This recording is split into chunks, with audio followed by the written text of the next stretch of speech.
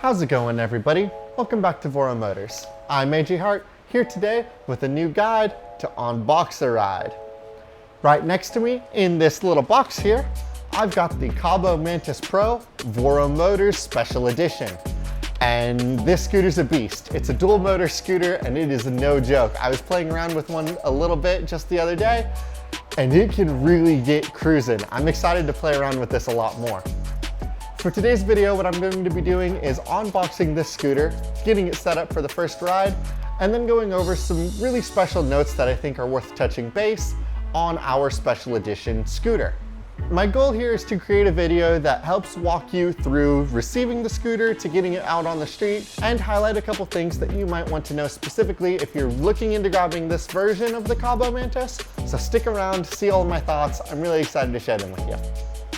With that being said, let's go ahead and grab a knife and cut into this thing. These boxes will come taped up, so let's cut it open. Fold these flaps down and you'll see some styrofoam. Pull out the styrofoam that totally covers one half of the scooter first. Once it's out, if you look in, you should see a small box and the user manual. Tucked away on one of those styrofoam, you'll likely see this small baggie. Grab that too. Let's go over all the loose items you should get in your scooter first. There will be the user manual, your 67.2 volt charger, the handlebar top, and 4 screws needed to secure it, and then some Allen wrenches. Now, let's keep getting the scooter out of the box. Grab the handlebars and lift them up a little bit. Not all the way, we're just taking out the foam. You can let that drop again. Now we're going to take it out of the box. The Mantis can be kinda heavy, it does weigh 62 pounds after all. The best advice I have is where to grab it. I'm going to grab the scooter with the fin on the back and the rear base at the front wheel.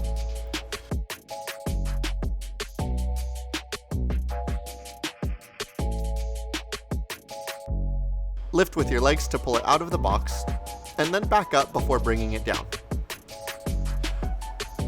Throw the kickstand down, and we can start setting it up for real. Let's start with the locking stem. Bring the handlebars up, and this thick ring will fall over the hinge. In order to lock it, you'll latch down these 2 locks, but you'll likely see that they are too loose. In order to tighten your locking mechanism, you'll see these nuts on the opposite side of the latch. Crank that down a bit, and when you pull the latch, it should feel pretty taut. You could also hold the nut and twist the hinge. Either works, just make sure both are tight. Make sure both latches are secure, and your folding mechanism is set up. Shake the stem, and it should be really solid now. Okay, let's move up to the handlebars. Grab the handlebar itself, and lift it up on top. Keep the cables simple. Left cables on the left, right cables on the right, and bring the handles facing the deck. Seat the handlebar in the center. If you'd like, you can remove the bag over the throttle now. Now grab the handlebar topper from the bag and place it over the top. Make sure that this hinge is facing towards the deck. Then take those 4 screws from the bag and feed them through the holes on top.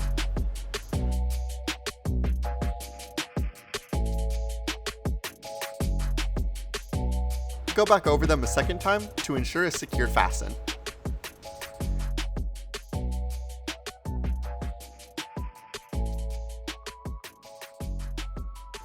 Alright, now for the throttle.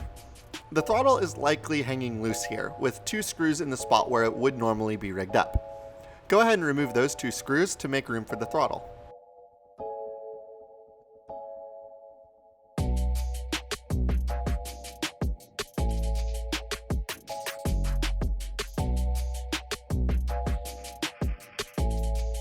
Then put the throttle in place on top here, and put those 2 screws back through the holes.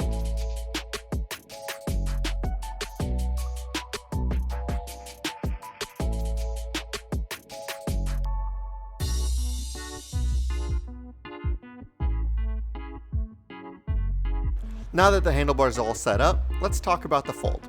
When you bring the handlebars down to the rear wheel, that little hinge on the handlebar folds down to grab this small hook here, and then you can lift the scooter up.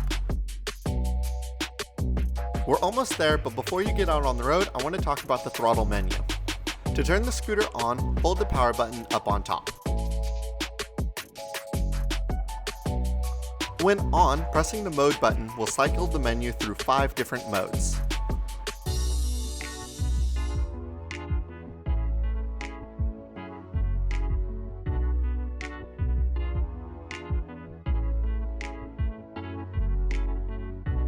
Pressing the dot button here will cycle between the 3 speed modes. Like any scooter, 1 is the slowest and 3 is the fastest. In order to access the P menu settings, hold the mode button down. Press the speed mode button to cycle through the actual P settings effect, and press the mode button to cycle through the 13 P settings. Page 15 on the user manual is a full description of the menu options. You can hold the menu button again to change back to the base display, and holding the power button will turn the scooter off.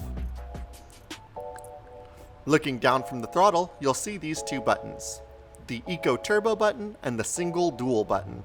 These are both toggle buttons that change the power of the scooter. Let's look at the Single Dual button. Right now, if I squeeze the trigger, only 1 motor runs. But if I hit the button and then squeeze the trigger, we have now activated dual motor mode. Pressing the button again will toggle back and forth between these options. Similarly, pressing the turbo button toggles the mode between a slower charge effective eco mode and a powerful turbo mode. Press the button to cycle between the modes. Now there's no UI to tell you what modes you are in, and the settings stay when the scooter is turned on or off, so for your safety, we suggest that you start riding in mode 1 first and remember to wear a helmet. Alternatively, you can prop the scooter up to verify the turbo and motor settings you are in manually, before putting it back down to ride.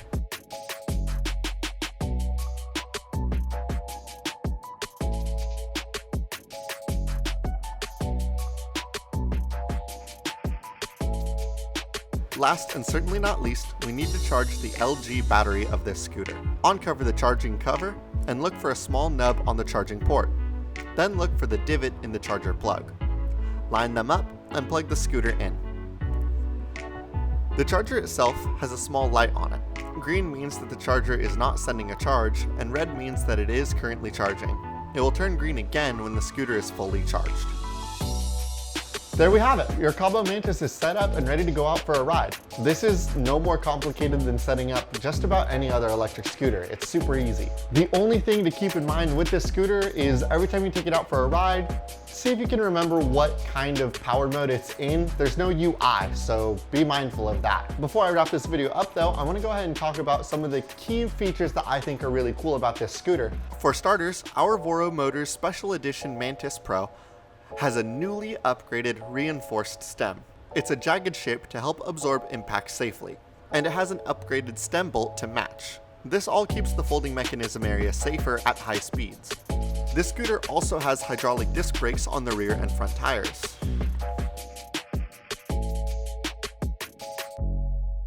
On the left handlebar, there's a button which activates LED rear, side, and front lights.